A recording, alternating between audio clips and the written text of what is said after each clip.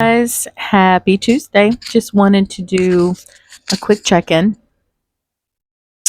Um, Something that I've been thinking about a lot lately is the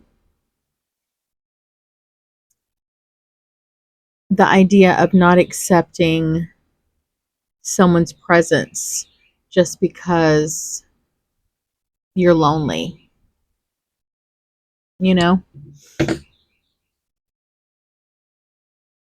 some people are so afraid of being alone that they'll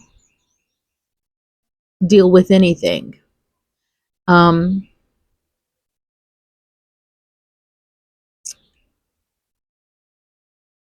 I think when you're struggling with your relationship with one or both of your parents or anyone in your life, um,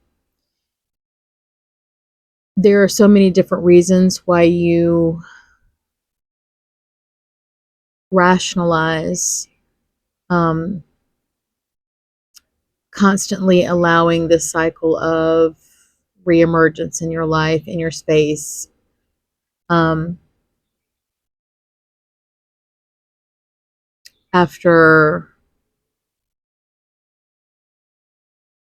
you know, disrespect, or whether it be like crossing boundaries that you've tried really hard to set, whether it's, the fact that there's a societal stigma against setting boundaries with your parents, um, especially in the South. I mean, I don't know how it is anywhere else, but man, I mean, what's ironic about that is I know so many families that have no contact relatives, that it's almost like if you talk about it, it makes it real, or I don't brings focus to, I don't know. I mean, it's not like it's an anomaly. It happens everywhere, for different reasons. But for some reason, talking about it is the sin. Talking about it is the taboo thing. I don't know.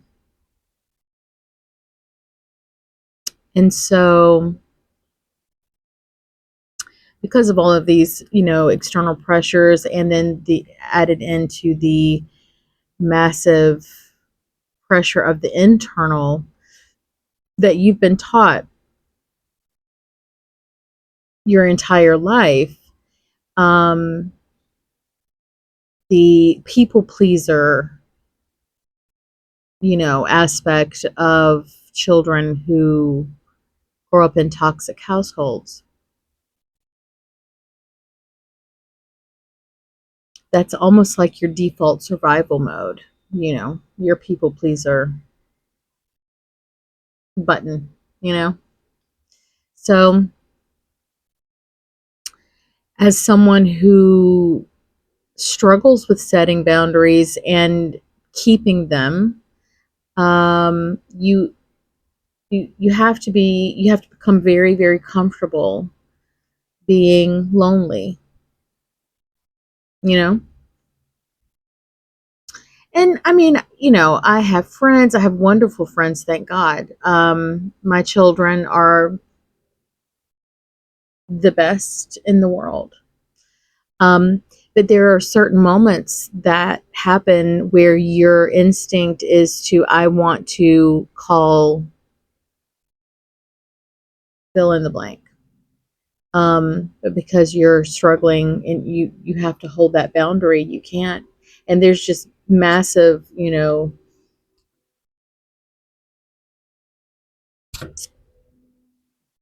I don't know what the word is.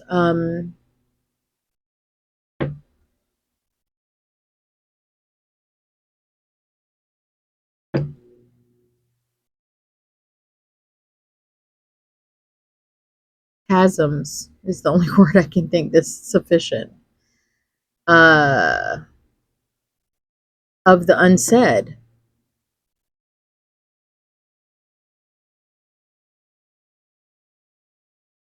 whether that be, you know, things you would like to discuss with them, regarding your relationship, or, I also had to kind of get okay and have some sort of acceptance that you're never going to get the answer that you want. You know, you're never going to be validated in the way that you need. You're never going to get the I'm sorry. You're never going to, you just have to let that shit go. You're never going to get it. And if you spend your entire life chasing the I'm sorry, you will waste your life. It's an unrequited love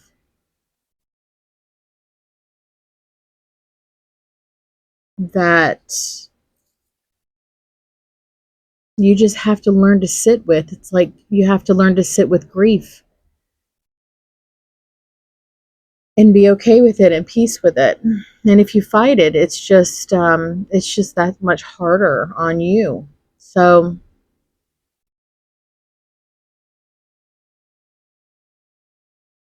you just have to accept certain truths and certain realities, or else it drives you crazy.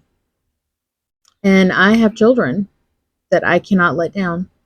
So at some point, you just have to choose peace and be okay with, you know, you have to be okay with the rest. So I'm I just realized how melancholy I just sounded. I don't know. And maybe I'm masking the fact that, I struggle with a lot of sadness and that's that kind of thing, but um that's why I really wanted to start this account, because I had a really hard time finding people who would even feel safe to me to talk about, because it was just such an unspoken thing, subject. So I think I wanted to peel back maybe the layers a little bit to, maybe allow someone else to feel like they're not alone, they're not crazy, they're not a bad person. It takes a lot for a child to not want to be with their parent. That's not a natural state of being. It takes a lot for someone to say, I'm good, you know? It's not a natural order of things. So for it to happen, it's probably justified. I'm sure that there's a percentage of, children who are toxic, and they're the ones that the parent needs to set a boundary with. But for a child to want to not be around their parent, that's it's not something that's natural. So anyway,